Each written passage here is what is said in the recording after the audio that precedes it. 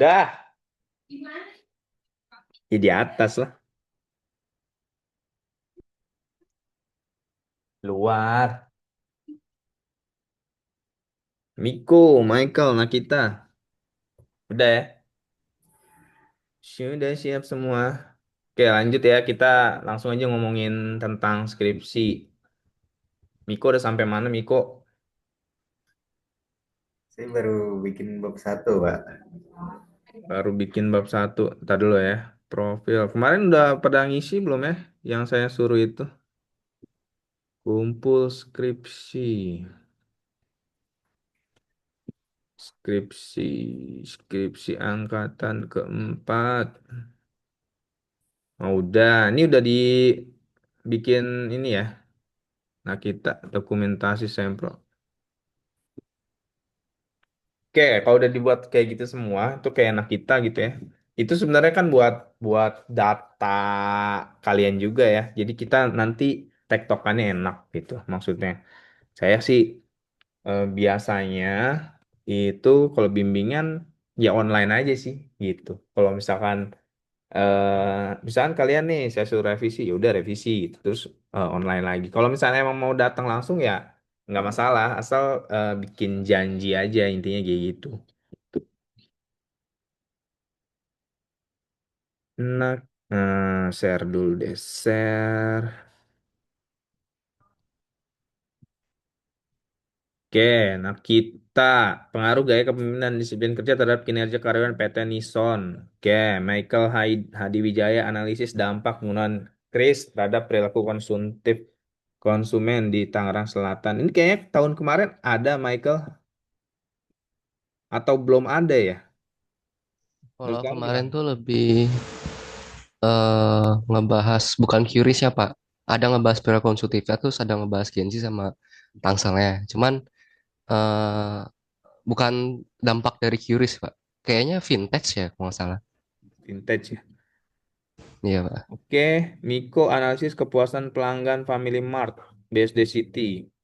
Analisis kepuasan pelanggan, implementasi serve qual method dan oh ini kamu mau apa nih? Mau kualitatif ya? Niko ya? Ya, dua orang kuanti, satu orang kuali ya? Benar gak? Iya Pak. Kalau saya kuali Pak. Michael kuali ya? Analisis dampak penggunaan QRIS terhadap perilaku konsumtif oh studi kasus sih. Ya, oke. Miko juga kuali atau kuanti nih? Kuanti Pak. Kuanti, analisis kepuasan pelanggan. Oke lah. Kuali, kuali Pak. Ih, kuali apa kuanti nih? Hah? Kuanti yang ada angka-angka, kuali yang penjelasan. Lebih seperti itu sih. Nah kita ini mah ini ya, kuanti ya berarti ya, nah kita ya. Iya, kuanti, Pak. Satu ini doang, satu variabel doang. Oh dua Tiga, ya. Pak. Dua, Pak. Iya, dua apa yang ini ya, yang X-nya dua, Y satu ya. Pada Iya. kinerja karyawan. Oke lah.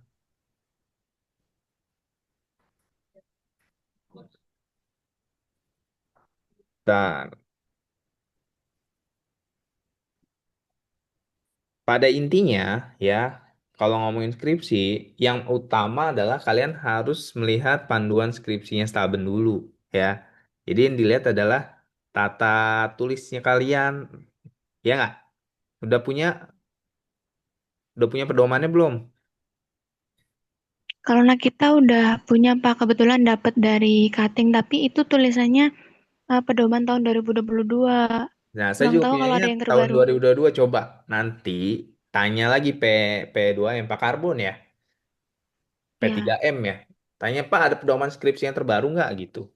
Nah, pada intinya adalah kalian harus mengikuti itu dulu secara tata tulis ya. Sebelum isi nih, kita sebelum ngomongin isi nih, ya tata tulisnya, logonya, bagaimana itu intinya kan kayak gitu ya. Jadi setiap apa perguruan tinggi punya rule yang berbeda gitu. Jadi nggak bisa tuh kalian ngikutin punyanya Prasmul atau yang mana gitu. Jadi ikutin pedoman skripsi di Stalben Sriwijaya gitu. Sebelum isinya seperti apa gitu.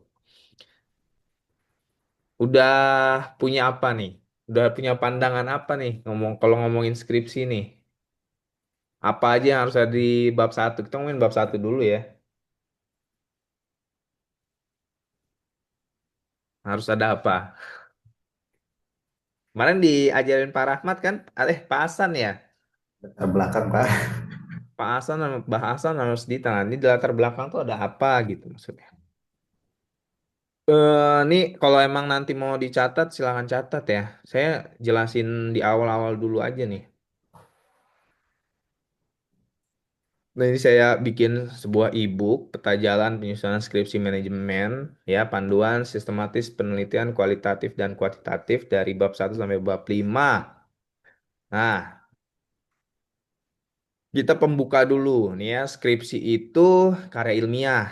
Nah, karya ilmiahnya buat punya siapa? Punya kalian. Jadi tanggung jawabnya tanggung jawab kalian. Dosen pembimbing di sini hanya membimbing kalian ya. Selebihnya yang nulis adalah kalian gitu. Nah, tujuannya udah pasti kalian yang pertama adalah bikin bangga orang tua ya. Dengan nulis skripsi Anda bisa lulus gitu kan. Terus yang pastinya ya harus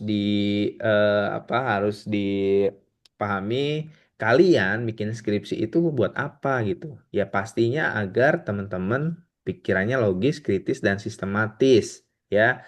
Nah, di skripsi itu kalian harus bisa ngintegrasiin antara teori yang ada di buku dengan kenyataan yang ada di lapangan gitu. Nah, menjadi sebuah fenomena gitu. Pada intinya seperti itu. Terus menumbuhkan sikap ilmiah, jujur, dan tanggung jawab. Nah, tuh ya denger ya. Ilmiah, jujur, dan tanggung jawab. Jujur tuh kuncinya. Jadi data jangan sampai dimainin gitu. Kalau ketahuan dimainin ya kalian habis gitu ya. Nggak bakal diterima. Disuruh ngulang lagi gitu buat skripsi. Yang penting adalah jujur gitu. Seberapapun misalkan ya, seberapapun jeleknya tulisan kalian, kalian tuh jujur dan sudah berusaha. Intinya seperti itu. Nih, etikanya dalam nulis skripsi adalah pakai karya sendiri. Jadi tulisannya adalah tulisan Anda sendiri, jangan pakai joki ya. Terus hindari plagiarisme dalam bentuk apapun ya. Jadi yang paling terpenting adalah kalian punya referensi di situ ya, pakai citasi orang kalau memang pendapatnya dari orang gitu. Terus menyebutkan sumber rujukan. Plagiarisme itu ada apa aja? Ada penyalinan teks, ya, pengambilan ide, manipulasi. Nah, itu termasuk plagiarism, ya.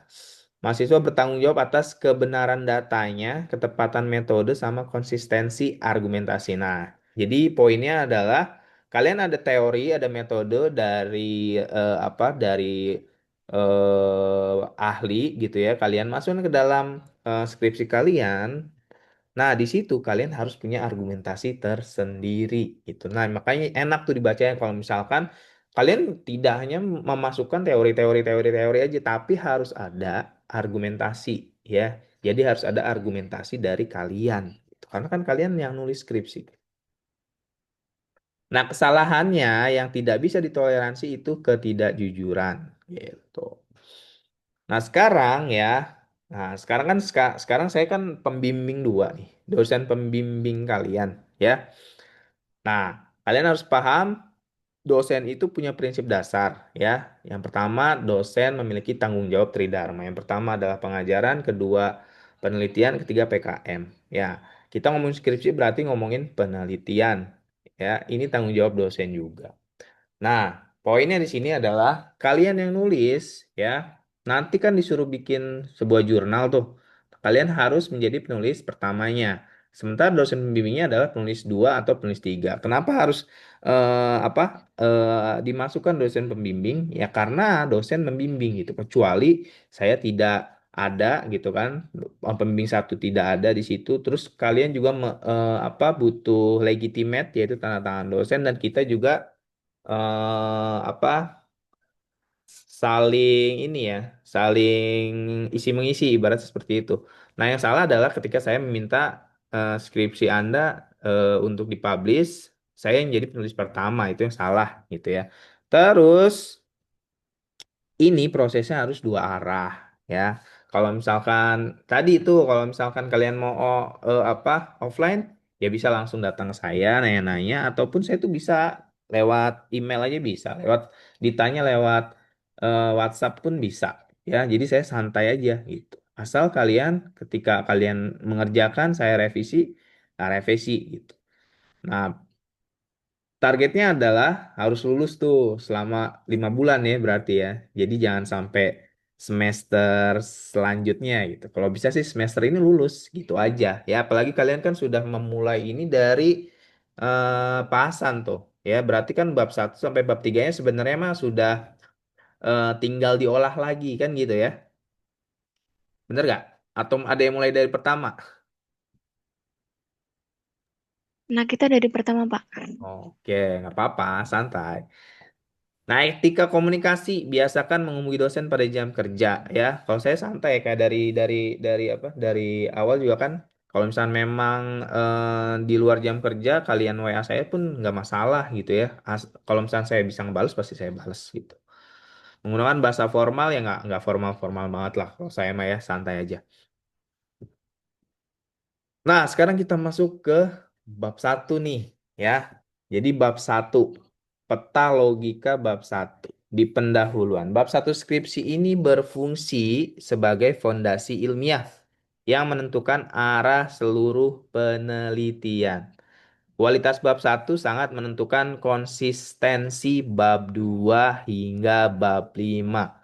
Bab ini tidak boleh bersifat naratif deskriptif semata, tetapi harus menunjukkan logika ilmiah yang runtut. Tuh ya. Jadi nggak bisa dimasukkan kata-kata naratif sama deskriptif sesuai tulisan Anda ya. Di sini harus ada logika ilmiah yang runtut. Nah, apa aja sih isi bab 1 gitu kan? Bab 1 itu ada latar belakang penelitian, kedua ada identifikasi dan batasan masalah, ada rumusan masalah, tujuan, manfaat penelitian ya. Poinnya di sini lagi-lagi kita nggak ngomongin, belum ngomongin isinya ya. Poinnya di sini adalah sistematika penulisan harus ikuti panduan Staben Sriwijaya gitu ya. Kan kalian kuliahnya di Staben Sriwijaya, jadi ikuti panduan Staben Sriwijaya.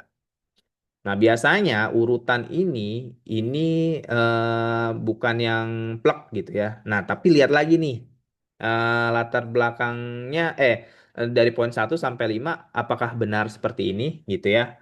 Apakah manfaat dulu baru tujuan gitu? Lagi-lagi harus melihat panduan gitu. Oke, sekarang kita masuk ke latar belakang penelitian ya, dari fenomena ke masalah. Nah, intinya pada bab 1 pendahuluan, intinya pada skripsi adalah kalian harus mencari masalah. Dari dulu kan saya bilang ya, kita tuh hidup nyari masalah aja, apalagi buat skripsi ya. Nah, pasti kalau misalnya ada masalah, itu bisa diteliti gitu. Nah, dari fenomena ke masalah. Sekarang apa yang dimaksud fenomena penelitian? Ya, jadi fenomena penelitian adalah gejala nyata yang terjadi dalam konteks manajerial. Ini kan kita ngomongin manajemen ya. Jadi ngomongin konteks manajerial. Kalau ngomongin sosial berarti konteks sosial gitu. Dan menimbulkan pertanyaan ilmiah. Jadi fenomena ini bisa sumbernya dari ada praktek manajemen. Oh, kalau judulnya si Nakita ini kan kinerja ya, kinerja kinerja karyawan. Nah, ini termaksud dari praktek manajemen di organisasi gitu ya. Terus ada perubahan perilaku di situ. Jadi fenomena perubahan perilaku. Nah, kalau si Michael masuk nih ya, ada perubahan perilaku menjadi perilaku konsumtif gitu. Terus yang ketiga, fenomena itu bisa dari ketidaksesuaian antara target dan realisasi ya. Jadi ada kenyataannya di teori misalkan apa ya, layanan pelanggan kepuasan konsumen itu bisa terjadi ya, didapatkan dari layanan yang cepat misalnya gitu. Tapi Di situ kan teorinya seperti itu. Tetapi setelah Anda melihat di suatu perusahaan, oh ternyata layanan cepat tidak mempengaruhi tuh gitu. Atau enggak ada penelitian-penelitian yang bilang layanan cepat tidak mempengaruhi kepuasan pelanggan tuh. Nah, itu bisa diangkat gitu menjadi sebuah fenomena gitu ya. Jadi ada ketidaksesuaian antara target dan realisasi. Terus ini juga fenomenanya ya tadi bisa dilihat dari hasil penelitian-penelitian terdahulu begitu. Terus yang terakhir, fenomena ini juga bisa dilihat dari data laporan industri atau instansi. Nah, makanya fenomena ini selain kita nyari masalah, nyari tren, nyari apa fenomena itu tersendiri, kalian harus punya datanya, bukan sekedar opini. Jadi tulis ini ya, fenomena fenomena itu bukan opini melainkan fakta empiris. Makanya di bab saat itu kalian harus menghadirkan fakta empiris kalau misalkan memang benar-benar di situ terjadi fenomena itu gitu. Ya. Jadi yang pertama adalah silakan Anda cari fenomena gitu kan di dalam bab satu latar belakang kalian. Lalu kalian harus bisa membuktikan fenomena itu dengan fakta. Ya, fenomena bukan opini, melainkan fakta empiris yang dapat ditunjukkan melalui data, observasi, atau rujukan yang kredibel. Nah, misalkan skripsinya Michael, katanya kan tadi kualitatif ya, perilaku konsumtif, Chris. Nah, kamu bisa menunjukkan datanya bagaimana Michael kalau menurut kamu? Data penelitian saya gitu ya Pak.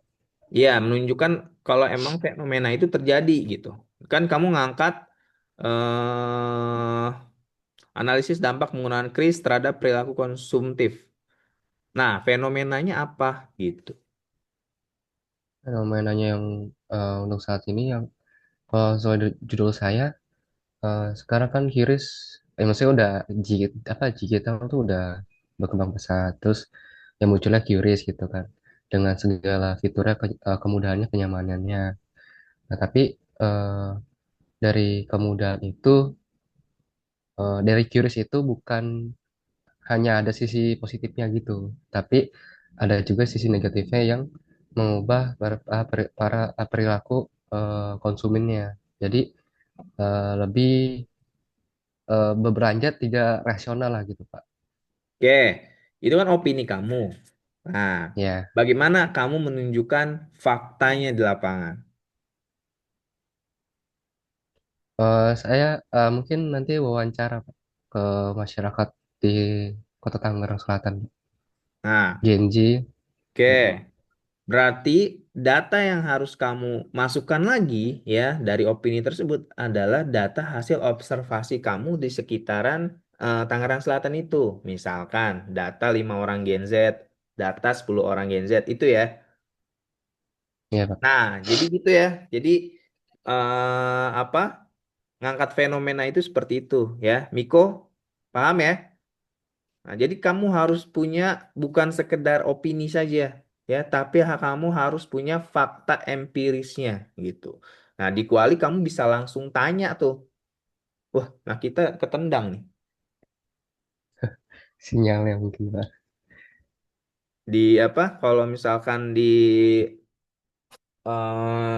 latar belakang itu selain kamu misalkan ngangkat apa dari opini kamu misalkan di awal oh iya ya saya nyari-nyari penelitian banyak terlalu oh gini gini gini tetapi kamu juga harus punya fakta empiris itu ya seperti yang tadi Michael bilang ya nah kalau misalnya kita misalkan kuanti berarti fakta empirisnya adalah data-data ya yang didapatkan dari perusahaan nah kamu bisa tuh menunjukkan itu di latar belakang gitu jadi pertanyaan nanti dari apa penguji ketika Anda bisa menampilkan fakta itu penguji udah nggak nanya lagi oh udah ada faktanya gitu ya nah itu lalu bagaimana cara mencari dan mendapatkan fenomena ya tuh ya dari observasi awal pra riset wawancara informal laporan internal organisasi, ya, statistik resmi. Nih, ini juga bisa didapatkan kalau misalnya kalian mengangkat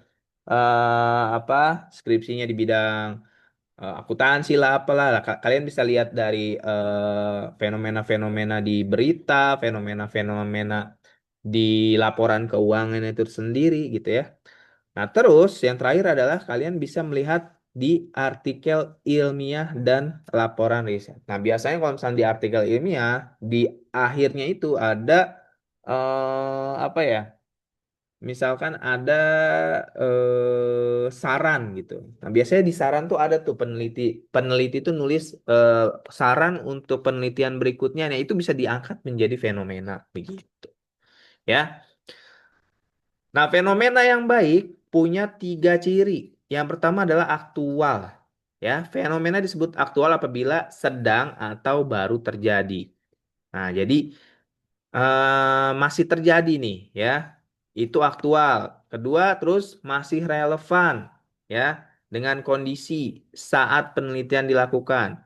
Yang ketiga adalah bukan masalah lama yang tidak berdampak signifikan. Kalau misalkan sudah masalah lama, misalnya kayak kalian ngangkat kasus COVID tuh kenapa? Itu udah lama, berarti udah nggak aktual gitu, ya.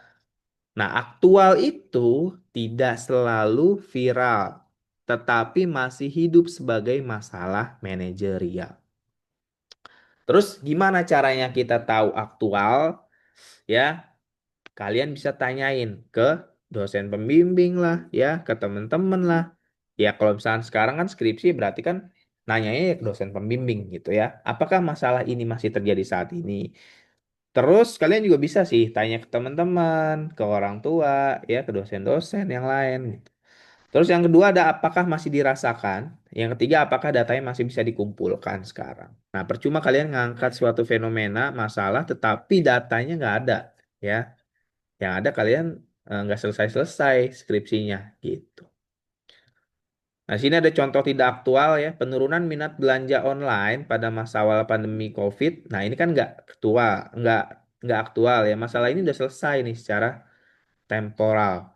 Nah, contoh aktualnya adalah perubahan pola loyalitas pelanggan pasca pandemi. Jadi kalau misalnya kalian poinnya di poin yang mau neliti COVID nih, nah poinnya adalah pasca pandemi. Nah, mungkin itu masih aktual seperti itu, ya. Nah, yang dibilang relevan sekarang, apakah penelitian kalian relevan? Kalian kan masuknya di bisnis dan manajemen. Nah, berarti yang harus dikaitkan adalah tentang ilmu manajemennya gitu di situ. Misalkan kalian apa neliti tentang gempa bumi itu kan nggak ada ini ya, nggak ada masuk-masuknya ke manajemen. Nah, yang dimaksud relevan adalah relevan dengan keilmuan manajemen kalian. Nah, ya, jadi tiga judul ini menurut saya sudah relevan ya. Berkaitan langsung dengan fungsi manajemen dapat dianalisis berada dalam ranah pengambilan keputusan, fenomena sosial, belum tentu fenomena manajemen. Ya, balik lagi yang tadi tuh ya. Ya, jadi harus relevan karena kalian di manajemen ya berarti harus berkaitan sama manajemen.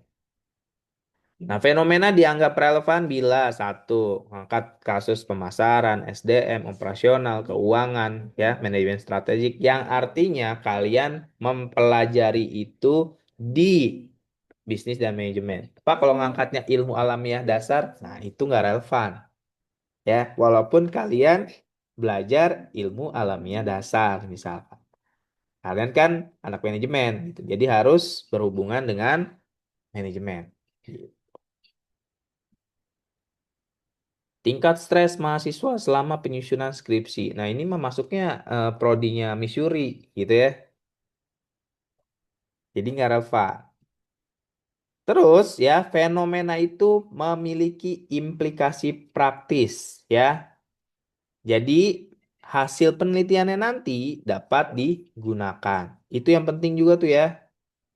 Nah, di situ kan ada manfaat penelitian kamu apaan gitu kan. Terus memberi masukan bagi pengambil keputusan. Nah, ini kan juga dimasukkan ke dalam manfaat nanti ya. Terus tidak berhenti pada deskripsi tetapi berpotensi menjadi dasar tindakan. Ah, Biasanya tuh ya, kalau penelitian ini selesai, siapa yang diuntungkan dan untuk apa? Gitu. Nah, di sini kan biasanya pertanyaan ini lahir dari buat apa kamu nulis gitu kan? Ada manfaatnya nggak? Gitu. Nah, makanya itu dimasukkan ke dalam manfaat penelitian tuh, biasanya seperti itu. Ya, nah iya Pak bermanfaat.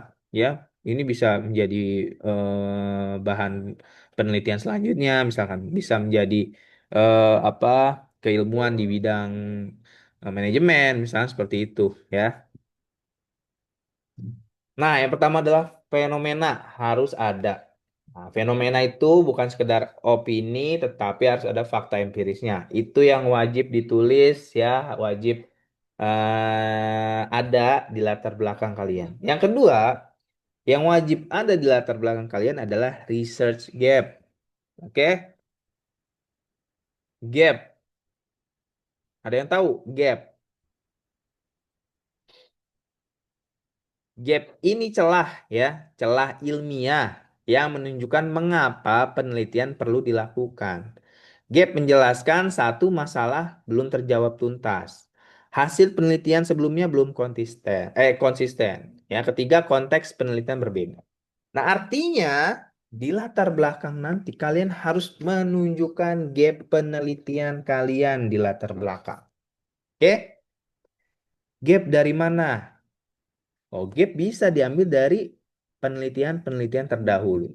Ya, sekarang udah banyak lah alat-alat untuk membaca jurnal-jurnal yang gampang. Kalian tinggal tulis saja gitu kan. Misalkan dari satu jurnal kalian masukkan ke ChatGPT gitu kan. ChatGPT-nya upload jurnal itu diupload ke ChatGPT. Kalian ini aja apa? Tulis saja. Bantu saya untuk apa? Merangkum isi eh, dari jurnal tersebut dan tunjukkan gap penelitian yang bisa saya teliti. Misalkan seperti itu ya. Ada juga alat pakai size space. Kalian tahu size space gak? SCI space. Pernah dengar gak? Pernah sih Bapak dengar kayak. Nah, kita pernah dengar gak? Pernah. Kalau setahu kita itu buat nyari sumber dari kalimat yang belum ada sumbernya. Oh gitu. Size space.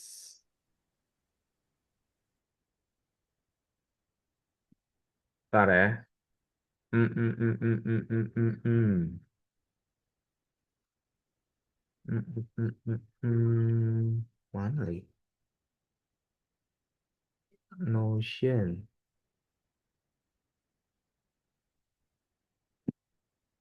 SCI space.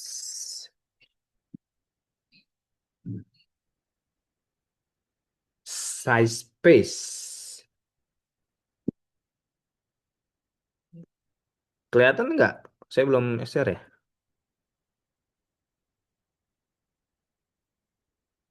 Hmm, hmm, hmm, hmm, hmm, hmm, hmm, hmm.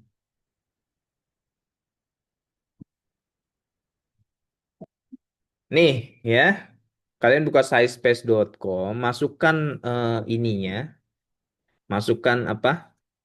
Jurnalnya gitu ya. Ini juga biasa saya pakai untuk nyari gap penelitian. Nah, di sini kalian bisa masuk ini ya. Di sini kan ada create new column tuh. Nah, dia bisa ngejelasin tuh conclusionnya apa, terus summaries abstraknya apa, hasilnya apa ya, apa metode yang digunakan. Ini juga bisa buat eh, bab bab 2 ya. Di bab 2 tuh ada kalian jelasin penelitian terdahulu, terusnya tahunnya apa, judulnya apa, bisa gitu kan ya. Terus hasil dari penelitian dia apa dan gapnya apa gitu kan kayak gitu ya. Biasanya kayak gitu ya. Nah, ini science space ini bisa kalian gunakan buat itu hari gap. Oke, seperti itu. Ini juga sering lah saya gunakan seperti itu. Nah, jadi harus ada gap penelitian yang diangkat di latar belakang. Oke. Kalau misalkan bab satunya udah terlihat tuh fenomenanya apa, gapnya apa, itu kalian udah aman sebenarnya. Oh, gapnya ini. Asal kalian bisa menunjukkannya nanti pas ditanya gitu kan.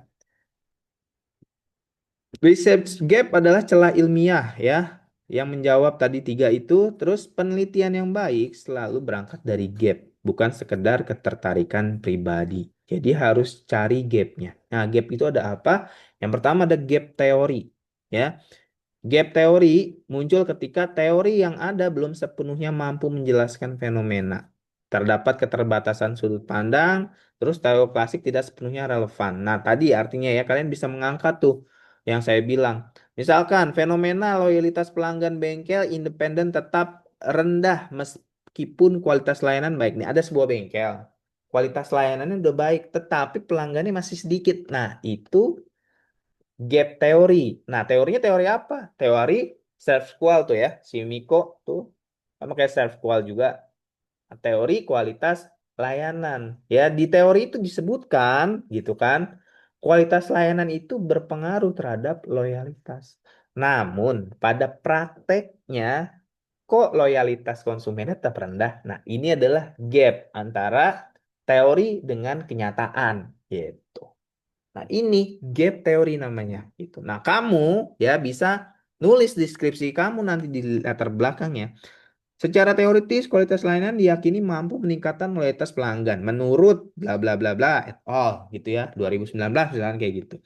Namun, menariknya adalah bengkel ini gitu kan.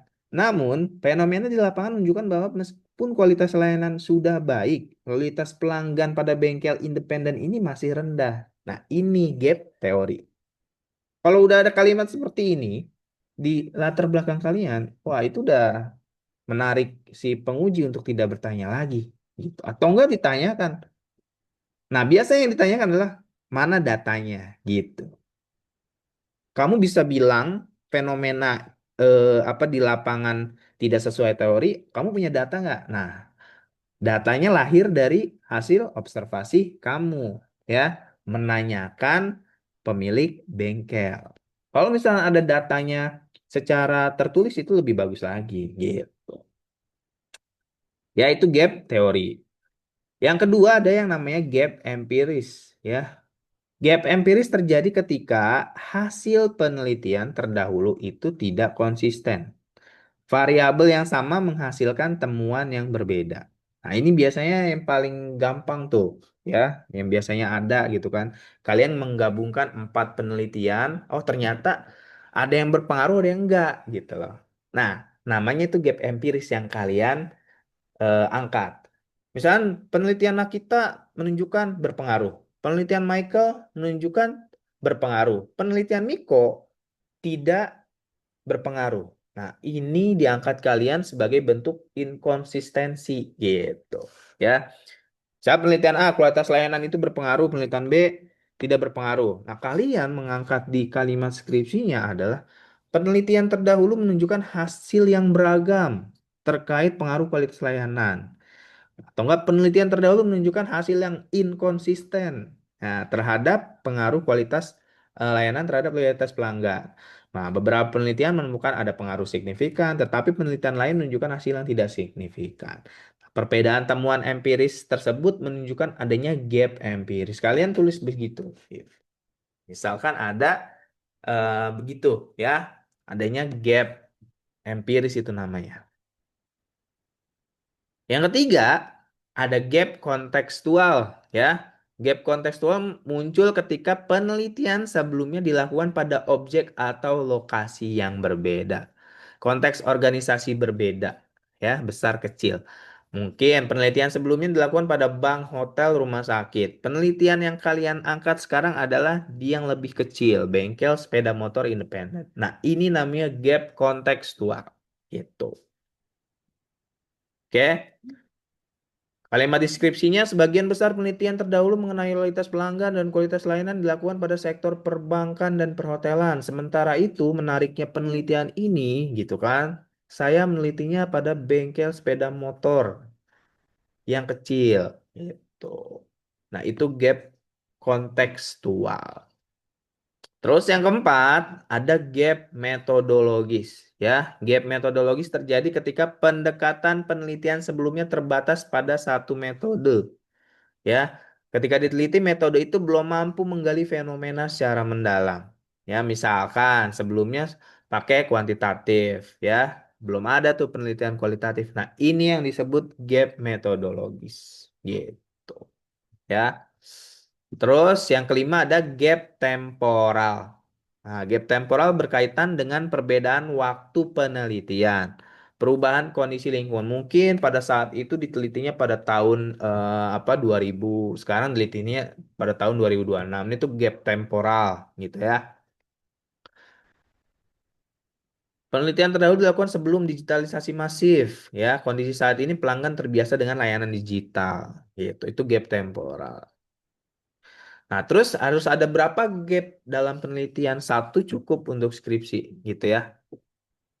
Nah, jadi yang kedua adalah di latar belakang kalian harus bisa menunjukkan gap penelitian. Pesan saya, gap itu bukan belum pernah diteliti, tetapi belum dijelaskan secara tuntas, belum konsisten, atau belum sesuai konteks. Ya. Nah, poinnya adalah setiap penelitian itu tidak pernah sempurna. Artinya pasti ada celah, pasti ada gap yang bisa diambil lagi untuk penelitian selanjutnya. Gitu. Paham sampai sini? Ya, jadi yang pertama adalah fenomena, yang kedua adalah gap harus ada di dalam bab satu kalian. Ya, di latar belakang tuh harus ditunjukkan.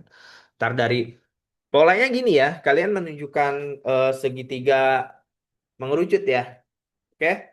Jadi kalian mulai dari umum, lalu ke khusus. Nanti mengerucut menjadi judul penelitian kalian. Gitu. Oke? Nah, sekarang rumusan masalah ya. Rumusan masalah adalah pertanyaan penelitian yang disusun secara spesifik ya dan dapat diteliti secara ilmiah. Rumusan masalah berfungsi sebagai kompas ya, artinya sebagai petunjuk arah penelitian. Nah, dengan rumusan masalah ini kalian bisa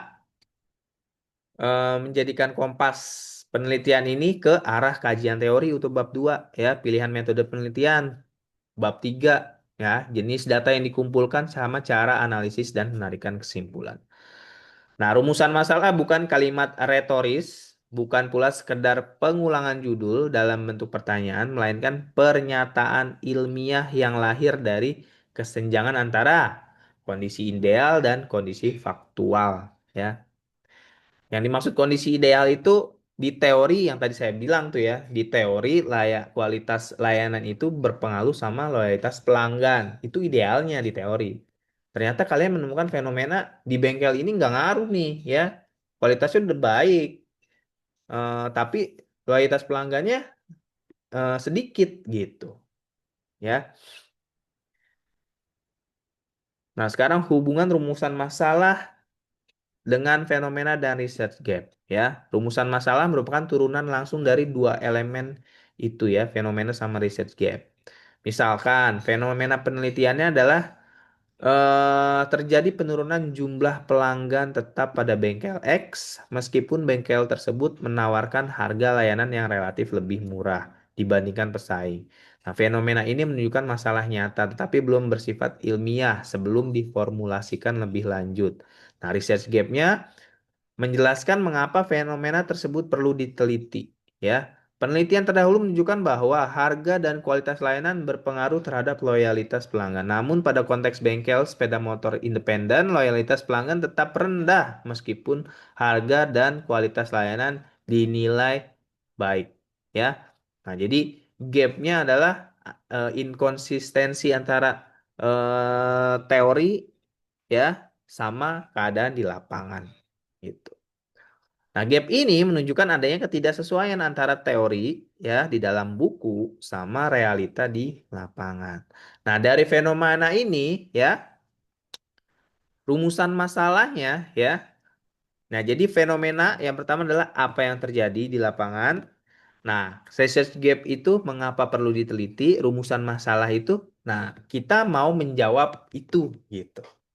Apa yang ingin dijawab secara ilmiah dengan fenomena itu gitu ya. Contoh lengkap, fenomena loyalitas pelanggan bengkel X cenderung menurun dalam 2 tahun terakhir. Nah, ini menjadi fenomena nih. Why? Kok bisa gitu ya? Riset Gap, teori pemasarannya menyatakan bahwa kualitas layanan dan harga dapat meningkatkan loyalitas pelanggan. Namun, pada bengkel X, kondisi tersebut belum tercapai secara optimal. Nah, langsung diangkat menjadi rumusan masalah. Bagaimana peran kualitas layanan dan harga dalam membentuk loyalitas pelanggan pada bengkel X? Nah, ini kan kualitatif nih, ya. Nah, biasanya kualitatif ya bagaimana gitu ya di rumusan masalahnya.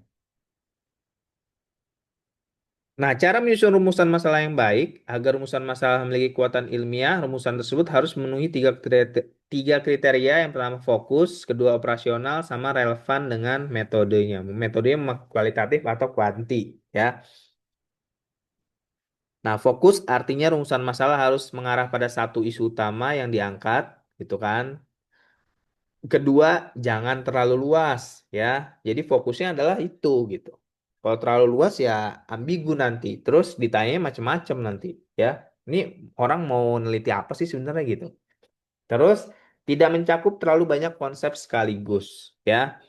Di sini tidak fokus bagaimana manajemen perusahaan X. Pertanyaan ini terlalu luas dan tidak menunjukkan aspek manajemen apa yang diteliti. Bagaimana manajemen perusahaan X? Ya apaan gitu kan. Nah, yang dimaksudkan fokus bagaimana strategi peningkatan loyalitas pelanggan pada bengkel. Nah, kan jadi ini fokus ya. Fokusnya pada peningkatan loyalitas pelanggan. Itu yang dikatakan fokus. Terus rumusan masalah juga harus operasional ya, dapat dijawab melalui pengumpulan data, tidak bersifat normatif, ada spekulatif. Ya spekulatif kan berarti itu jawab kalian nggak punya data sama sekali, itu cuma intuisi kalian untuk menjawabnya gitu. Nah, jadi harus operasional ya, tidak bersifat normatif atau spekulatif, menggunakan istilah yang dapat didefinisikan secara ilmiah. Nah, yang dimaksud tidak operasional, mengapa perusahaan X belum sukses? Ya, ini kan nggak operasional nih. Sukses nih subjektif, susah diukurnya. Suksesnya perusahaan ini mendapatkan omset 100 juta ya beda dengan sukses perusahaan yang sudah besar yang dapetin 100 juta ya kecil gitu kalau udah besar gitu. Nah, ini nggak bisa diukur ya. Nah, yang dimaksud operasional, bagaimana tingkat kepuasan pelanggan terhadap kualitas layanan pada bengkel X. Nah, ini kan bisa diukur ya. Terus relevan dengan metode rumusan masalah. Nah, rumusan masalah lagi-lagi nih ya harus paham antara skripsi Anda tuh kuantitatif atau kualitatif gitu. Ya. Biasanya rumusan masalah kuantitatif itu cirinya menanyakan hubungan, menanyakan pengaruh, ya. Terus mengarah pada pengujian variabel, ya. Contoh, apakah kualitas layanan berpengaruh terhadap loyalitas pelanggan pada bengkel X secara simultan, secara parsial gitu ya. Nah, itu biasanya pertanyaan-pertanyaan kuantitatif karena biasanya kuanti itu menguji pada pada eranya skripsi itu biasanya menguji pengaruh gitu. Terus yang kedua biasanya kalau rumusan masalah kualitatif cirinya adalah bersifat eksploratif ya, menggali makna, persepsi atau proses. Contohnya, bagaimana pelanggan memaknai kualitas layanan yang diberikan oleh bengkel X dalam membangun loyalitas. Nah, jadi yang dicari dari skripsi kualitatif adalah nih persepsi orang ya, makna dari orang, prosesnya bagaimana nih, biasanya eksploratif seperti itu. Nah, contoh kurang tepat sama yang lebih tepat. Kurang tepat bagaimana manajemen perusahaan X. Nah, ini masalahnya tidak fokus. Lebih tepatnya bagaimana strategi peningkatan loyalitas pelanggan melalui kualitas layanan pada bengkel X. Karena poinnya adalah ini ya. Nah, di sini di rumusan masalah, pesan saya adalah kalau rumusan masalah Anda tidak bisa langsung menunjukkan data apa yang dikumpulkan dan metode apa yang dipakai, berarti rumusan masalah Anda belum benar. Nah, jadi berarti kan berangkat dari fenomena, ya nggak? Sama gap tadi. Nah, rumusan masalah itu menjawab fenomena dan gap tersebut nantinya ketika kita mulai bergerak di hasil dan pembahasan. Gitu. Jadi menjawab si fenomena dan gap itu. Nah, tujuan penelitian ya, jawaban normatif atas rumusan masalah yang telah ditetapkan. Disebut normatif karena tujuan menyatakan apa yang ingin dicapai. Biasanya tujuan penelitian yang menjawab itu ya, apa? Rumusan masalahnya ya. Misalnya rumusan masalahnya ada 3, ya berarti tujuan penelitiannya ada 3. Biasanya begitu. Secara logis, rumusan masalah itu pertanyaan. Nah, tujuan penelitian pernyataan jawaban yang diharapkan. Gitu. Jika rumusan masalah tidak dapat diturunkan menjadi tujuan penelitian, maka rumusan masalah tersebut tidak layak. Nah, jadi harus berhubungan antara rumusan masalah sama tujuan penelitian. Prinsipnya, setiap rumusan masalah harus memiliki tujuan, ya. Contoh rumusan masalah, bagaimana kualitas layanan yang dirasakan pelanggan bengkel X? Tujuan penelitian untuk menanalisis kualitas layanan yang dirasakan pelanggan bengkel X. Jadi saling terhubung. Jika terdapat lebih dari satu rumusan masalah, maka tujuan penelitian juga harus dirinci sesuai jumlah rumusan masalah. Biasanya rumusan masalah yang tadi saya bilang ya, misalnya rumusan masalahnya ada 3, ya tujuan penelitiannya ada 3, begitu. Nah, biasanya tujuan itu harus menggunakan kata kerja operasional. Misalkan mengidentifikasi, menganalisis, menguji, mendeskripsikan, menjelaskan, mengevaluasi gitu. Kurang tepat untuk mengetahui loyalitas pelanggan bengkel X. Nah, kata mengetahui ini terlalu umum dan kurang operasional. Yang lebih tepat adalah untuk menganalisis ya tingkat loyalitas pelanggan bengkel X. Terus yang ketiga adalah konsisten dengan pendekatan metode. Tujuan penelitian harus selaras dengan pendekatan penelitian yang digunakan, baik kualitatif maupun kuantitatif. Nah, intinya gini ya. Tujuan penelitian pada pendekatan kuantitatif berorientasi pada pengujian hipotesis. Biasanya begitu. Biasanya mengukur hubungan, mengukur pengaruh ya. Terus apa? Perbedaan antar variabel, menggunakan kata kerja yang mencerminkan pengujian. Nah, kalau kualitatif biasanya berorientasi pada pemahaman makna dan proses, tidak menguji hipotesis, ya, menggunakan kata kerja eksploratif. Contoh rumusan masalah kuantitatif apa? Kualitas layanan berpengaruh terhadap loyalitas pelanggan bengkel X. Tujuan penelitiannya untuk menguji pengaruh kualitas layanan. Biasanya seperti itu, ya. Rumusan masalah kuali, bagaimana pelanggan memaknai kualitas layanan bengkel X dalam bentuk loyalitas untuk memahami makna kualitas layanan menurut pengalaman pelanggan. Nah, ya, jadi bisa dibedain ya. Jadi kalau dia biasanya membuktikan, kalau kuantitatif itu membuktikan. Tapi kalau kualitas itu mengeksplor sebuah persepsi pelanggan. Nah, pertanyaannya nggak harus pasti kalau kualitatif, ya tergantung pelanggannya gitu memaknainya gimana nih tentang kualitas dan loyalitas itu tersendiri. Makanya di kualitatif itu harus deep intinya ya. Kalian menanyakan informan itu harus deep gitu. Oke? Ada pertanyaan dulu nggak? Apa udah cemerlang nih? Wah, akhirnya saya kebuka nih. Saya harus nulis nih sekarang nih.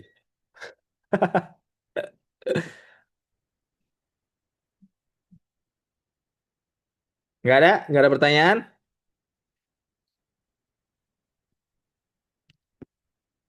Kalau tujuan penelitian Anda tidak bisa diturunkan langsung dari rumusan masalah, maka penelitian Anda tidak konsisten. Ya, jadi antara rumusan dan tujuan itu harus nyambung. Gitu. Oh ya, di bab 1 juga itu antara paragraf ke paragraf itu harus punya jembatan ya. Misalkan kalian mau masuk ke paragraf selanjutnya. Yang pertama ngomongin kualitas layanan. Tahu-tahu ujuk-ujuk langsung masuk variabel selanjutnya. Jangan gitu. Jadi kalian harus menjelaskan di paragraf tersebut sedikit tentang apa yang mau dibahas di paragraf berikutnya. Ngerti nggak? Ngerti ya? Jadi nggak langsung ujuk-ujuk, ah, kok tahu-tahu ini sih? Gitu.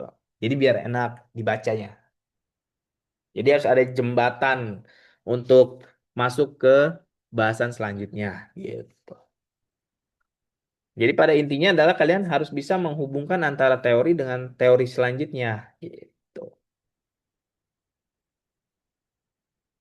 Terus apa lagi nih? Manfaat ya, manfaat penelitian, menjelaskan kontribusi.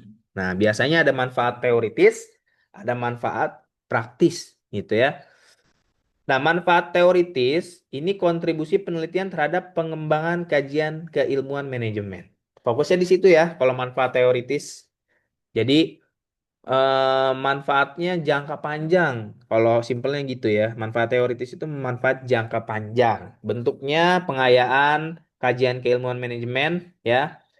Contoh, penelitian ini diharapkan dapat memperkaya kajian keilmuan manajemen pemasaran, khususnya terkait kualitas pelanggan pada sektor jasa bengkel, sepeda motor independen, gitu. Ya.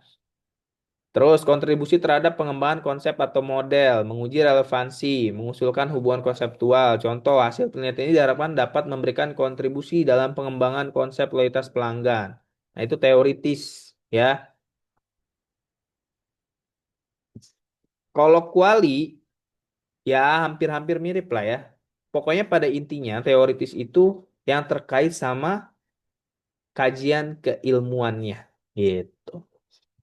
Nah, kalau manfaat praktis lebih kepada kontribusi penelitian ya yang dapat diterapkan secara langsung. Itu praktis. Misalnya nah kita di PT Nison berarti apa?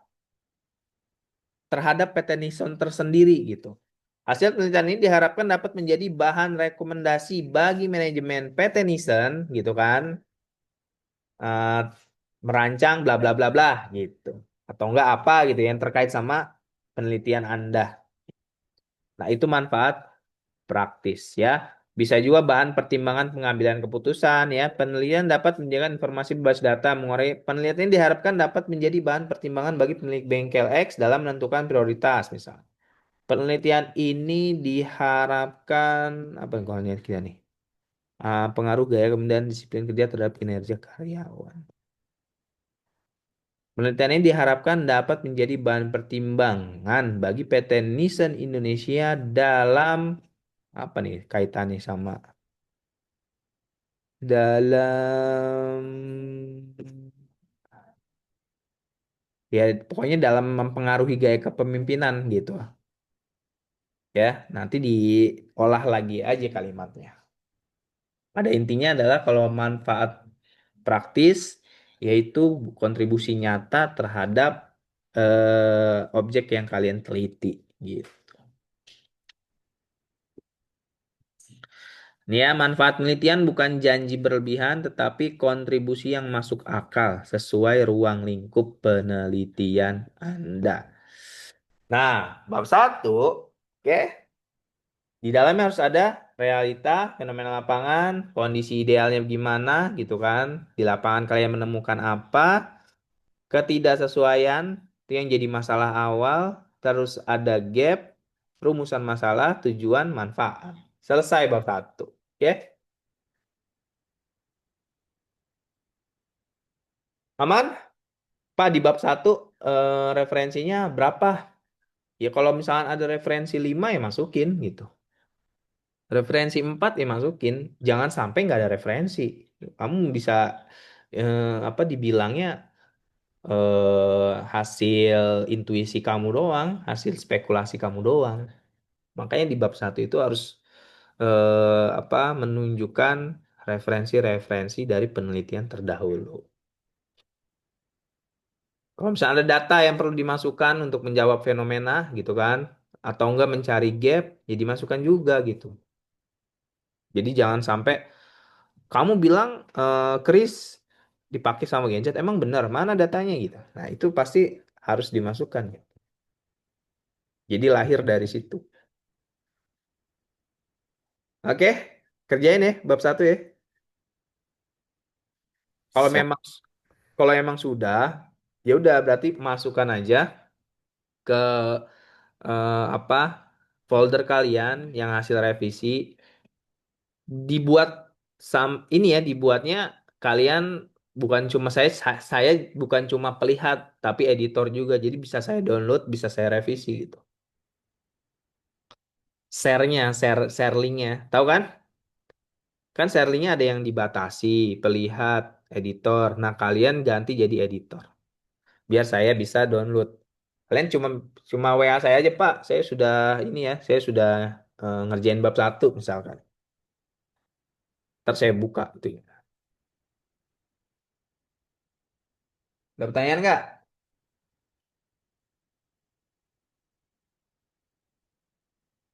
Udah paham? Pan katanya. Apa? Untuk bab 1 itu kan udah selesai punya kita. Cuman masih Hmm, kurang di datanya. Karena ya, belum dapat dari perusahaan. Itu gimana Pak? Kira-kira kalau kita upload ke Drive terus Bapak cek, nggak diterima? apa-apa. Upload aja nah kita. Ya. Biar saya baca. Kita tinggal WA saya aja, Pak. Saya udah upload ya. Miko, ada problem nggak Miko? Belum Pak, belum ada. Tapi udah jalan. Udah nulis belum? Udah nulis sih Pak dikit-dikit. Kamu jangan tiba-tiba ngilang, Miko. Kerjain 5 bulan. Nih, pantau terus nih si Michael ya. Si Miko. Masa Siapa? skripsi doang. Skripsi itu yang Aman penting Pak, aman. dijalanin aja. Ya, misalnya ada revisian dari apa dosen 1, dosen 2, yaudah revisi. Itu gitu aja. Jalanin aja. Nah, balik lagi tuh latar belakang itu kalian nyusunnya segitiga terbalik ya. Dari umum dulu baru ke khusus mengerucut gitu. Jadi umumnya itu fenomena besarnya apa, ntar mengerucut ke variabel-variabelnya, terus masuk ke judul penelitian kalian gitu.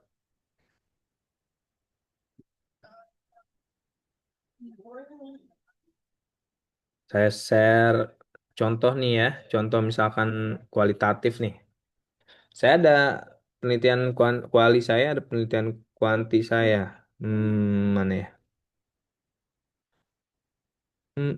Finder, Finder, Finder, Finder penelitian 2025. Mm, mm, mm. Penelitian.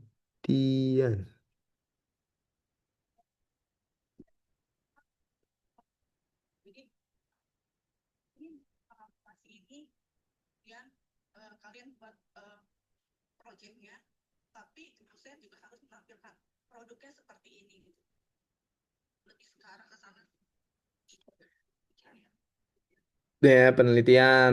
eh,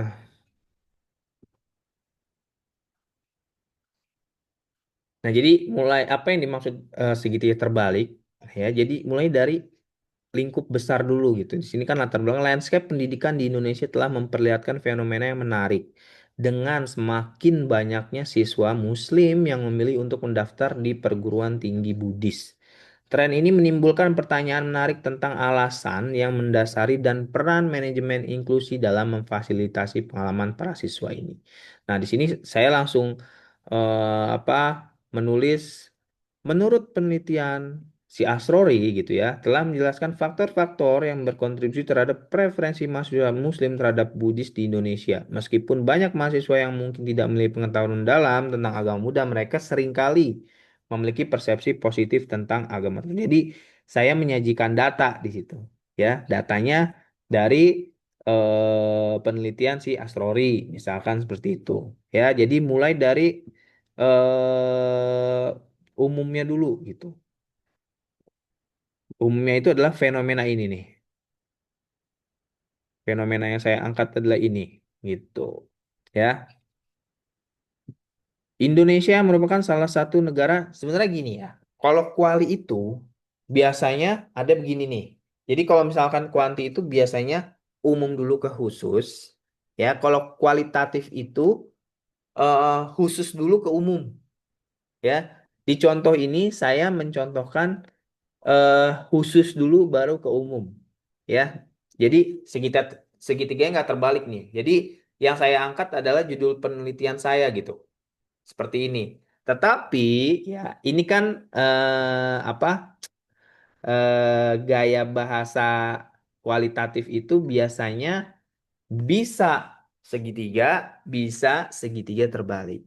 Biasanya ya kalau kalau apa sepengalaman saya nguji sama dosen-dosen Staben, biasanya dosen Staben itu yang ditanyakan adalah yang segitiga terbalik gitu ya. Walaupun kalau misalnya di luaran biasanya kalau kualitatif itu segitiga gitu ya. Jadi dari khusus dulu baru ke umum. Kayak gini nih, kayak saya gini nih ya, dari khusus ke umum. Ya tapi ini nggak ini sih ya, maksudnya nggak teknis-teknis amat gitu. Yang penting di situ ada yang tadi kita bahas, ada fenomena, ada gap gitu kan, ada masalahnya apa gitu. Nah ini saya ngangkat segitiga dulu gitu ya. Yang saya kan di sini saya bilang fenomena yang menarik dengan semakin banyaknya siswa muslim untuk mendaftar di perguruan tinggi Budi. Setelah ini menimbulkan pertanyaan menarik tentang alasan, ya, alasan yang mendasari dan peran manajemen inklusi. Gitu. Jadi alasan mendasari berarti kan keputusan memilih mereka masuk perguruan tinggi Budi sama apa sih menariknya? Apakah ada manajemen inklusi di perguruan tinggi Budis gitu. Nah, di situ saya mulai memperlihatkan data-datanya ya dari penelitian Asrori. Nah, terus ke umum nih ya, Indonesia merupakan salah satu negara dengan populasi muslim terbesar gitu kan. Menjadi menarik ketika dia orang muslim tapi masuknya ke perguruan tinggi Buddhis gitu. Salah satu faktor yang memberikan kontribusi signifikan terhadap tren ini adalah sifat moderat dan inklusif ya. Jadi variabelnya ada moderat dan inklusif di situ. Selain itu, perkembangan tata kelola pemerintahan yang demokratis. Nah, ini saya mengaitkan sama peraturan pemerintah kalau misalnya pendidikan itu harus inklusi, tidak ada yang bisa dibeda-bedakan seperti itu. Nah, omongan ini ya, omongan di paragraf ini harus kalian kuatkan dengan referensi penelitian gitu. Jadi di dalam satu paragraf ini biasanya gitu kan harus dikuatkan sama hasil penelitian. Jadi nggak dibilang kalau kalimat itu hasil dari pikiran kalian gitu. Jadi harus ada hasil penelitian terdahulunya gitu. Kalian nulis ini sumbernya dari mana? Biasanya kayak gitu tuh pertanyaannya, ya. Jadi jadi di sini bisa dilihat ya apa setiap paragraf itu ya saya bisa ada seperti ini nih ya hasil referensi dari penulis terdahulu. Jangan lupa udah wajib harus pakai Mendeley biar gampang nanti ya. Nah, Mendeley apa tuh? Cariin diri lah. Silahkan install di Word kalian ya. Jadi kalau misalkan apa terinstall biasanya sudah ada tanda Mendeley-nya tuh ya, Mendeley site nih. Gitu. Jadi ketika kalian pakai site ini, dia udah kotak seperti ini nih. Nah, ketika kalian masuk ke nanti ke daftar pustaka, itu tinggal langsung di ini aja, langsung di enter aja udah langsung daftar pustakanya gitu, sesuai sama kaidah ilmiah gitu ya. Nah, jadi apa di akhirnya itu biasanya masuk ke yang mau diteliti. Jadi apa? Nah kita nih menjelaskan secara umum dulu nih ya tentang apa tadi gaya kepemimpinan dan disiplin kerja sama kinerja karyawan. Anda jelaskan secara umum tuh gaya kepemimpinan di perusahaan atau ada masalah apa di gaya kepemimpinan gitu. Nah, baru nanti mengerucut ke PT Nison gitu. PT Nison Indonesia adalah perusahaan yang bergerak di bidang bla bla bla bla bla gitu. Ya kayak gini ya. Staben Sriwijaya adalah salah satu perguruan tinggi. Nah, dijelaskan di situ nanti kamu angkat masalahnya di situ apa gitu. Misalkan masalah kinerja karyawan. Nah, apa teorinya seperti ini, ternyata di PT Nison ya faktanya adalah kinerja karyawan begini begini begini. Ini bisa ditunjukkan dari hasil observasi begini begini begini gitu. Itu. Nah, kita terus setelah Anda jabarkan ya satu atau dua paragraf gitu, baru di akhirnya dari fenomena yang sudah dijelaskan, maka penulis tertarik untuk mencari tahu preferensi mahasiswa Muslim gitu kan. Dari fenomena yang sudah dijelaskan, maka penulis tertarik untuk mencari tahu tentang gaya kepemimpinan dan disiplin kerja terhadap kinerja karyawan PT Nisan Indonesia gitu ya. Dan dituangkan dengan judul yang tadi begitu. Jadi umum besar ke mengerucut ke khusus gitu. Berarti kan kalau emang apa nah kita nanti ngangkat berarti kan yang diangkat adalah kamu menjelaskan gaya kepemimpinan dulu tuh di atas gitu kan. Terus kamu jelasin juga disiplin kerja. Terus kamu jelasin juga kinerja karyawan gitu. Secara umum tuh apa sih gitu. Nah, terus apa sih hasil-hasil penelitian terdahulunya setiap variabel itu? Nah, dari situ baru masuk ke perusahaan. PT Niaga Indonesia bla bla bla bla bla. Di situ ada masalah apa, ada fenomena apa diangkat gitu. Baru dijadikan judul. Begitu.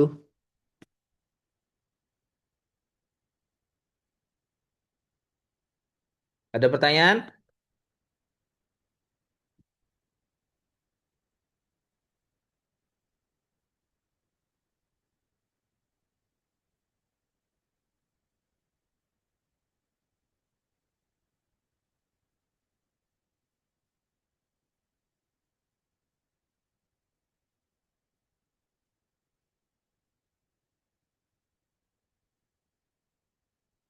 Aman? Ngerti Aman. ya? Pak, kalau untuk batasan penelitiannya, Kenapa? batasan penelitian. Oh, fokus. Nah, nanti ditulis juga, difokuskan juga. Ini saya lagi nge-share yang mana ya? Yang punya saya ya? Penelitian saya bukan? Iya, Pak. Mana sih?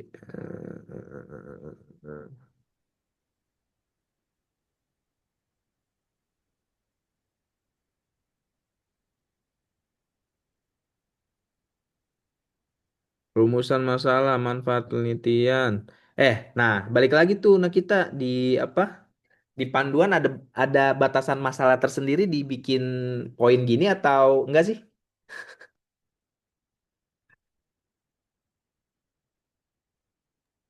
Hmm, kalau saya lihat di Kalau ini skripsi kan saya, kakak tingkat, Pak, itu hah? di, nggak dibuat poin. Atau harus begini nih. Jadi fokus penelitian nih, kayak gini nih. Preferensi mahasiswa Muslim memilih Estaban dan manajemen inklusi yang ada di Estaban menjadi batasan masalahnya, di mana yang menjadi fokus penelitian adalah mahasiswa beragama Islam dan stakeholder di Estaban Sriwijaya. Dipakein ini nggak? Iya, Ada ya? iya kayak gitu. Iya Iya. kayak gitu, Pak. Ya berarti kamu tinggal tulis batasan masalah. Batasan masalah kamu cuma ada di variabel-variabel itu.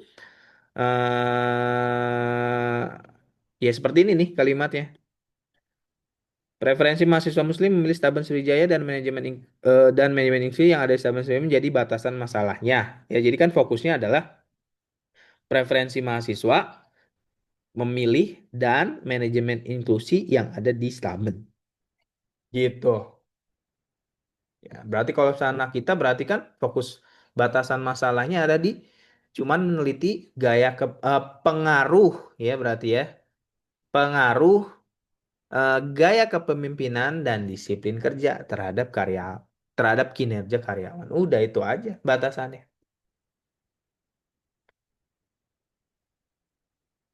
Nah, kalau misalkan Michael berarti kan batasan masalahnya cuma pada dampak penggunaan QRIS terhadap perilaku konsumtif. Itu, ya.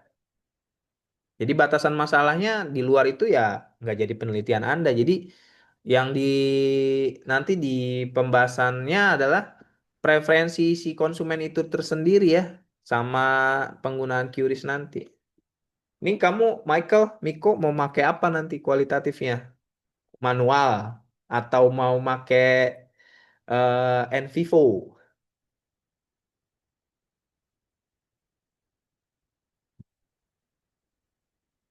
Kalian kan nanti reduksi data ya. Mereduksinya gimana dari wawancara Anda? Udah pikiran belum? Kalau saya belum, Pak. Masih Mereduksi data tuh agak kan bingung. kamu nih ya, penelitian kamu nih, kamu nanyain ya beberapa pertanyaan. Nanti kan seminar proposal kan kalian sampai bab 3. Nah, harus sudah ada panduan wawancaranya ya di bab 3. Itu udah harus Iya, ditanyakan Pak. tuh. Biasanya nah kita kan juga sama tuh, harus ada apa? Validasi ya. Sama skala Likert-nya tuh apa aja yang ditanyakan gitu. Biasanya itu juga udah harus ada.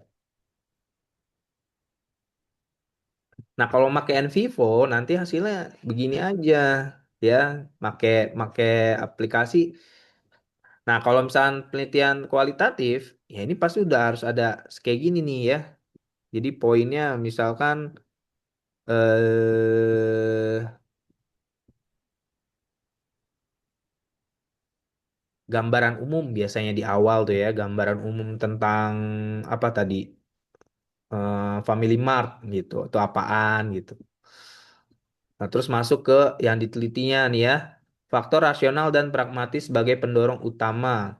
Nah, teori pilihan rasional. Biasa di bab 2 itu kan ada apa teori-teori yang mendasari Anda untuk berpikir gitu. Nah, itu dikaitkan sama teori itu gitu. Nah, karena Stasiun Sriwijaya lebih dekat dari rumah, jadi supaya tidak jauh di perjalanan. Mahasiswa satu wawancara 16 September nih. Kan harus ada kayak gini-gini ya nih nanti kalau misalnya kuali ya. Jadi kalian mereduksi data hasil dari wawancara si peneliti gitu. Tapi ini nanti lah ya. Udah bab 1 sampai bab 3 dulu aja kan. Sekarang bab 1 dulu. Satu-satu aja dulu ya. Pokoknya gini ya. Poinnya pertama adalah kalian lihat panduan ya, panduan skripsi. Stasiun Sriwijaya gimana?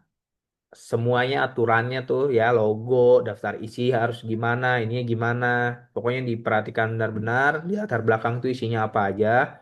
Yang kedua adalah kalian harus punya fenomena gitu kan ya. Terus kalian harus memperlihatkan research gapnya di dalam paragraf itu harus nyambung ya.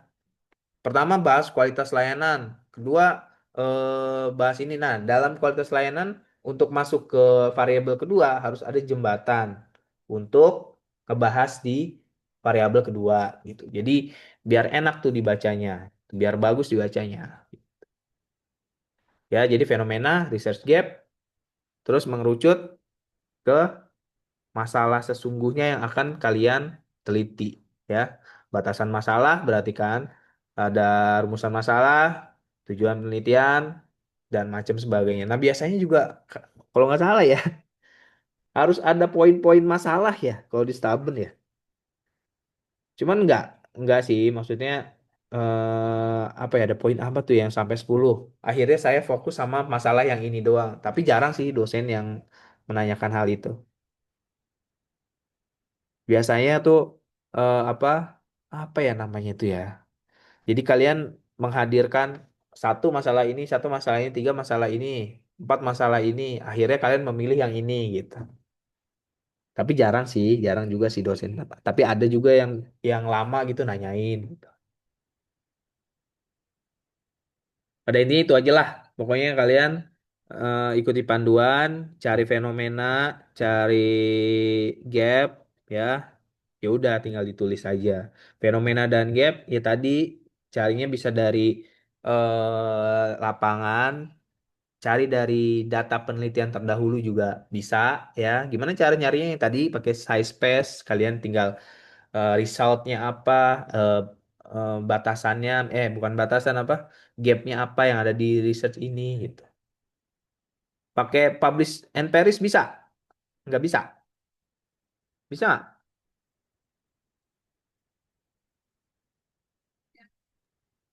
Belum pernah nyoba, Pak. Download, publish or perish, terus apa, install. Ntar lo.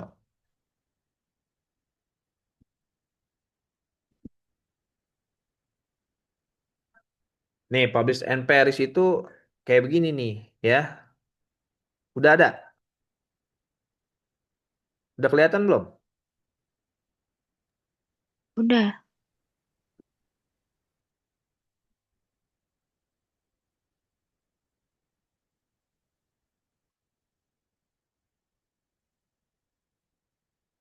Nah, udah kalian apa? Udah kalian download, kalian install, terus kalian tulis Google Scholar di sini ya. Terus gitu kan. Terus di keyword ya, kalian masukkan judul kalian. Pengaruh gaya kepemimpinan dan disiplin kerja terhadap kinerja karyawan. Batasannya adalah terakhir 5 tahun terakhir kan, nah kita ya, penelitian terdahulunya atau 10 tahun Iya, terakhir. Pak. 5, 5.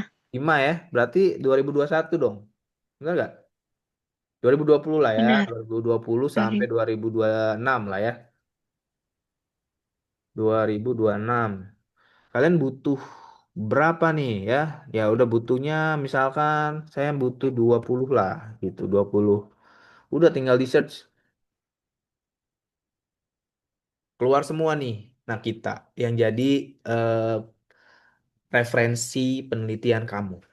Ya, tuh pengaruh gaya kepemimpinan, pengaruh gaya kepemimpinan tuh. Udah deh, kamu tinggal klik-klik download, klik download.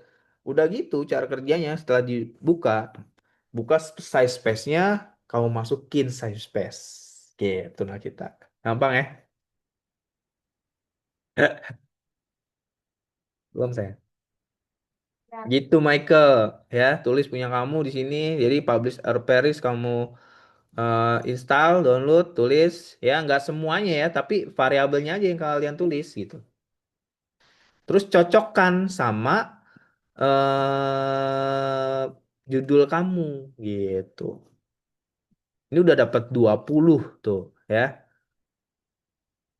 Udah dapat 20 dari jurnal-jurnal terdahulu. Cukup ya.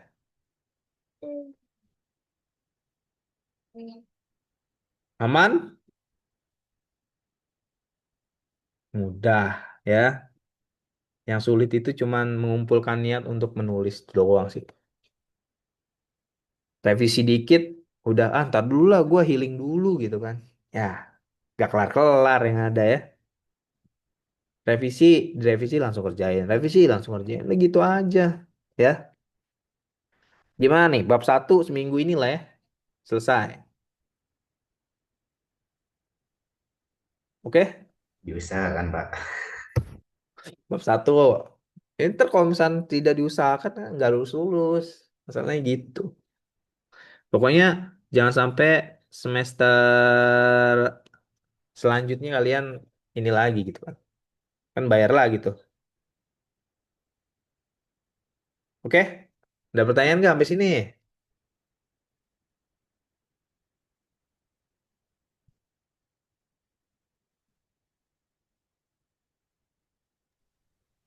Pak, saya mau tanya Pak. Eh, Hmm. Kemarin kan saya sehabis bimbingan sama pembimbing satu saya Pak Hasan, terus kan Hmm. saya juga mendapatkan revisi Pak. Hmm. Nah, untuk sekarang saya lagi ngerjain juga revisiannya.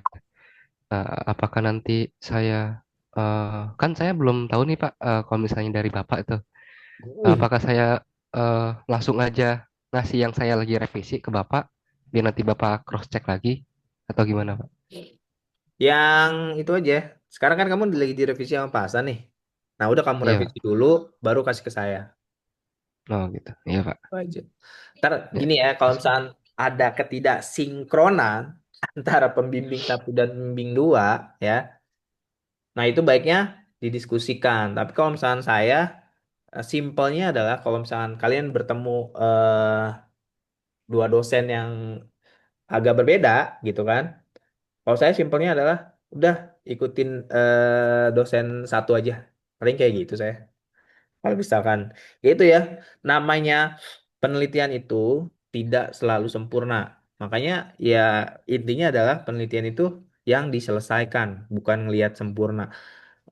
Pak Hasan sama saya mungkin punya pendapat yang berbeda gitu dalam hal ini, dalam hal itu ya, di dalam satu latar belakang. Cuman nanti kalau sama saya misalkan, Pak, menurut Pak Hasan ini begini-begini Pak. Oh ya udah ikutin Pak Hasan gitu. Gitu sih. Cuman yang pasti adalah di seminar proposal yang mendampingi kalian adalah saya, gitu aja. Bukan Pak Hasan ya. Ntar bukannya Bapak Franky nanti yang dampingin. Kan mereka ngedampingin ketika di Semsil ya, kalau pembimbing satu gitu sih. Jadi Michael kalau misalnya Makasih udah Pak. revisi sama Pak Hasan, baru kasih ke saya gitu aja. Iya Pak. Makasih Pak. Oke.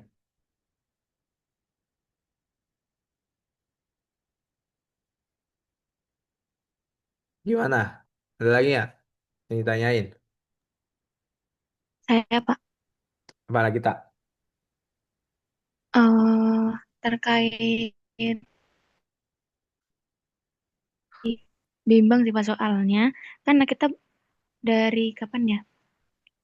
Pas terakhir bimbingan sama Pak Franky itu 5 hari setelah mengajukan izin prapenelitian. Mm-mm. Tapi sampai sekarang belum dapat jawaban gitu. Sama apa nih? Sama PT ya? Iya, Mm-mm. nah Terus, itu jadi bimbang Mbak rasanya. Ini sebenarnya diizinkan atau enggak gitu. kamu menelitinya di PT sebelumnya kamu PPL kan ya?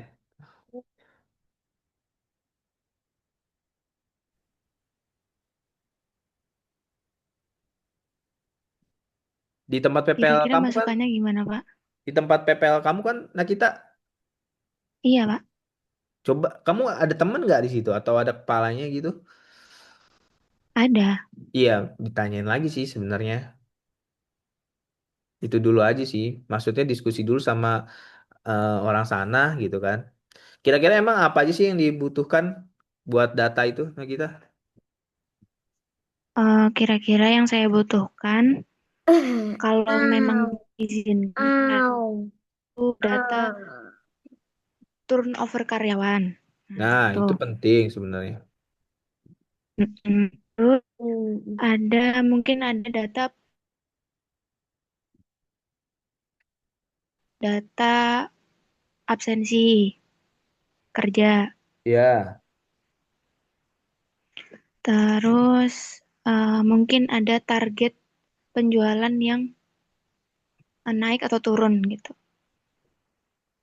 oke. Kalau misalkan nanti tidak didapatkan, rencana kamu apa? Misalkan ya,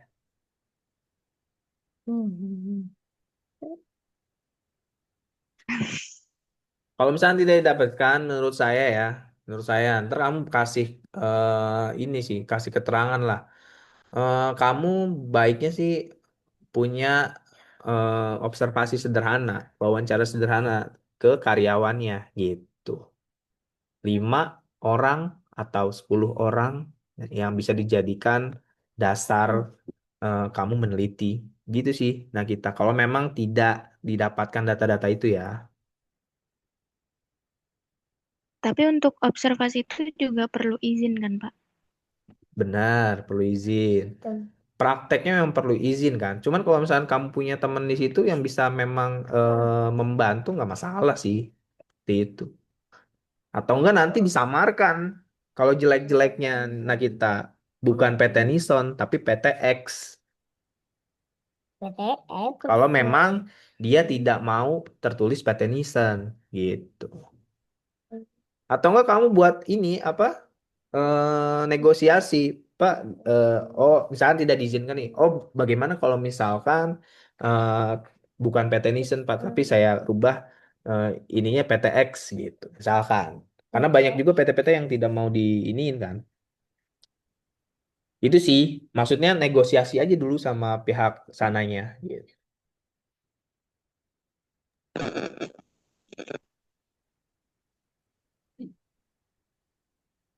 Iya. Iya, Pak. Ya, yang penting dinegosiasikan dulu aja nih selama seminggu ini nih, misalkan. Ya, pokoknya ditanyain lagi, Pak.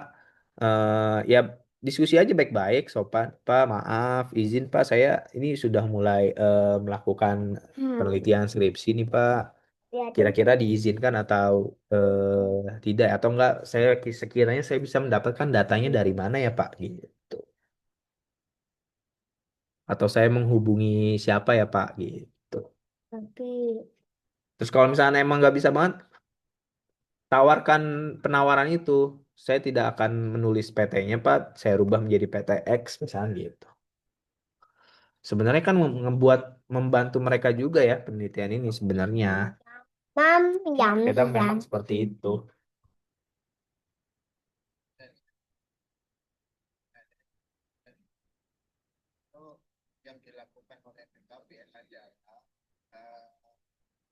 Lagi mau ditanyain?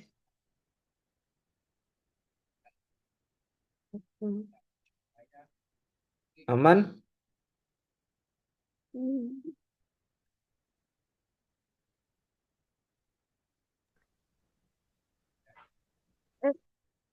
Oke ya, berarti kerjain tuh bab satu seminggu ini. Silahkan kalau misalkan sudah langsung WA saja. Jangan lupa dibuka linknya gitu. Kita kontak-kontak di itu aja lah ya, di grup aja lah. Pak, saya sudah gitu. Biar biar yang belum itu panas gitu ya, nggak usah ini yang belum tuh panas. Iya udah, dia udah gitu ya. Oke ya, yaudah ya. Nanti kalau misalnya sudah selesai bab satunya, kita lanjut buat penjelasan bab dua. Gitu. Oke, thank you ya.